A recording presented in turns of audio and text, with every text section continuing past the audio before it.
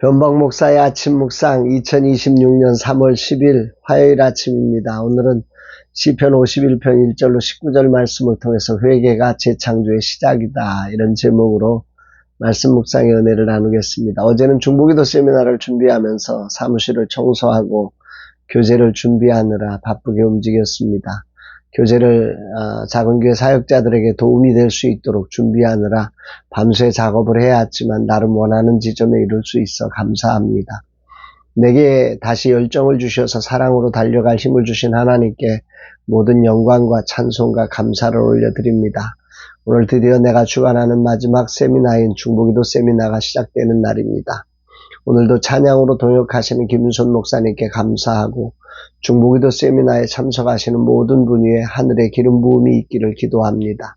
이날 주님은 어떤 말씀으로 인도하실까? 시편 51편은 성경 안에서 가장 처절하면서도 가장 아름다운 회개와 재창조의 노래입니다. 다윗이 밧세바와의 범죄 이후 나단 선지자의 책망을 받고 쏟아낸 이 고백은 하나님과 맺은 은혜의 관계가 어떻게 깨지고 회복될 수 있는지를 보여주는 정수라 생각됩니다. 처음 다윗은 자신의 그 죄악을 왕권을 이용해서 덮으려고 했지요. 그러나 하나님의 그 시선에서 감출 수 없음을 알고 온전히 자신의 죄악을 자백하며 하나님 앞에 모든 죄악을 드러내고 주의 인애와 긍휼을 구하고 있는 게 시편 51편입니다. 먼저 1절로 3절에 보면 하나님이여 주의 인자를 따라 내게 은혜를 베푸시며 주의 많은 긍휼을 따라 내 죄악을 지워주소서. 나의 죄악을 말 같게 씻으시며 나의 죄를 깨끗이 제하소서. 무릇 나는 내 죄가를 아오니 내 죄가 항상 내 앞에 있나이다. 그는 여기서 무려 5번에 걸쳐서 자신의 죄를 표현합니다. 내 죄악, 나의 죄악, 나의 죄, 내 죄과 내 죄. 여기 나오는 죄가라고 하는 단어는 히브리어의 페사라고 하는 단어로서 이 고의적인 반역을 의미합니다.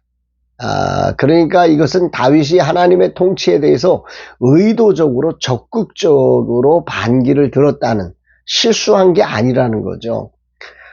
다윗은 자신의 죄가 내가 실수가 아니라 내가 내 마음속에 이런 죄악이 있었습니다, 고백하는 겁니다. 두 번째로 죄악이라고 하는 단어는 히브리어 아운이라고 하는 단어인데 이건 내면의 왜곡, 이게 구부러지다, 왜곡되다. 그러니까 다윗은 자신의 영적인 삶이 구부러져 있어서 바른 판단을 할 수 없는 영적 기형의 상태를 자백하고 있는 것입니다. 자신의 소중한 신하 우리아를 죽음으로 몰아놓고도 모른 척할 만큼 자신이 구부러진 인생이었다, 왜곡된 인생이었다 자백하는 거죠. 또 세 번째 죄라고 하는 건 히브리어로 하타트라고 하는 단어인데 헬라어는 하마르티아죠. 관역을 빗나갔다. 본질적으로 하나님의 목적지와 내 삶이 달라져 있다, 이런 것입니다. 하나님의 성품을 드러내야 될 자리에서 하나님의 성품이 아니라 내 성품으로 도배해버렸다, 내 욕망으로 도배해버렸다, 이런 뜻입니다.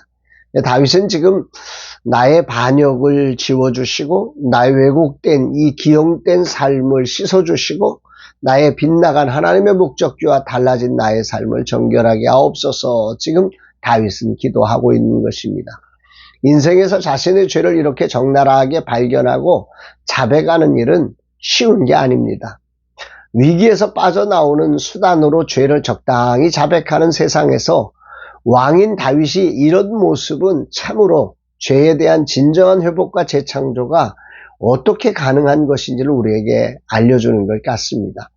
그런데 앞에 이런 고백과 전혀 다른 언뜻 우리를 당황하게 하는 구절이 4절에 나옵니다. 내가 주께만 범죄하여 주의 목전에 악을 행하여 싸우니 주께서 말씀하실 때에 의로우시다 하고 주께서 심판하실 때에 순전하시다 하리이다. 이 장면을 보면서 우리는 되게 당황합니다. 우리아를 기만하여 죽음으로 몰아넣고 그의 아내 밧세바의 인격을 유린화해서 가정을 파괴해 놓은 주인공 아닙니까? 그래놓고 오직 나는 하나님께만 죄를 지었어 라고 말하는 것은 자칫 이 정말 무서운 나쁜 놈으로 생각될 수 있는 거죠. 하지만 나단 선지자의 지적 앞에 엎드린 다윗의 이 고백은 그런 책임 회피를 하고 있는 그런 자리가 아닙니다. 자신의 죄가 지닌 가장 깊고 치명적인 뿌리를 이 절망적인 탄식으로 하나님 앞에 올려드리고 있는 것입니다. 이걸 우리가 이해하려면 고대 근동에서 왕이라고 하는 존재를 이해해야 합니다. 왕은 곧 법이거든요. 그러니까 왕의 권력이라는 건 절대적이고 어떤 인간의 법정이나 제도도 다윗을 심판할 수 없는 거예요. 세상의 관점에서 왕이 신하의 아내를 취하고 생사여택권을 쥐고 흔드는 것은 관행이나 왕의 권리로 포장될 수 있는 이치였다는 거죠.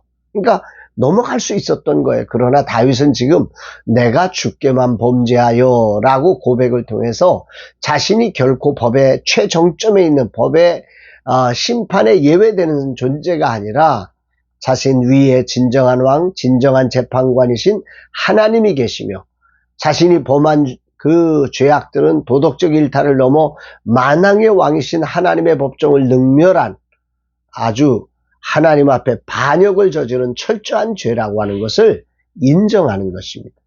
이것이 이해되어야 그 다음 문장이 이해됩니다. 주께서 말씀하실 때에 의로우시다 하고 주께서 심판하실 때에 순전하시다 하리라.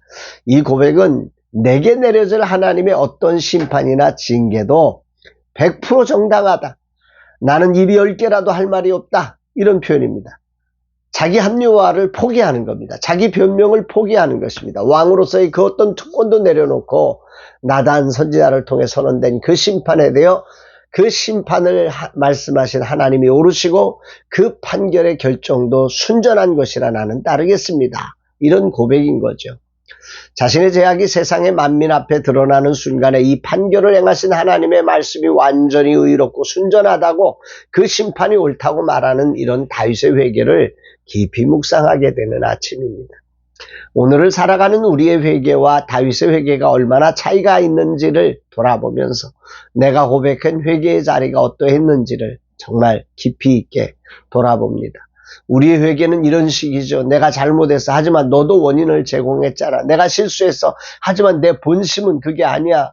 뭔가 자기가 살아날 수 있는 자리를 만들어내는 거죠.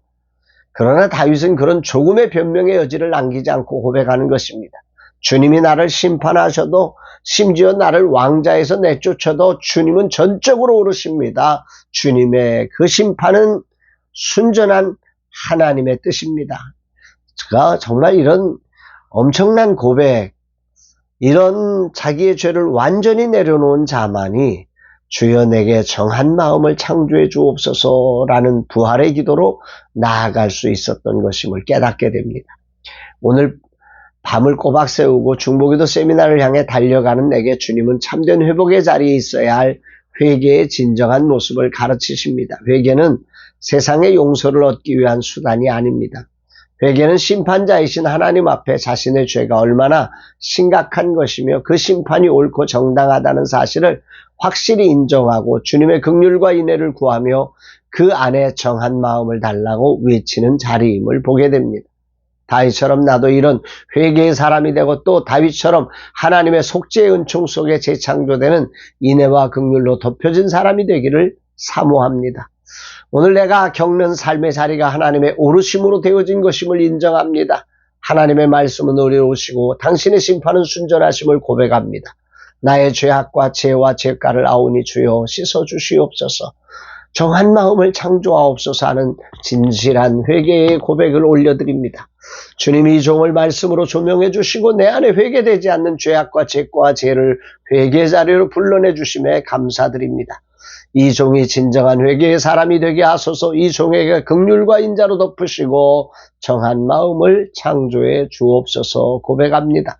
사랑하는 여러분, 나를 변호하던 입술을 닫고 주님의 판결이 전적으로 옳음을 인정할 때 바로 그 자리가 무너진 내 안에 하나님의 은혜의 새 창조가 시작될 수 있는 자리임을 기억하면서 우리의 죄악들이 드러날 때 변명으로 일관하지 않고 다윗과 같은 진정한 하나님 앞에 내가 범죄하였습니다 라고 하는 그 회개의 자리가 있어 은혜의 재창조가 시작되는 거룩한 은혜가 있기를 주의 이름으로 축복합니다. 사랑합니다, 여러분.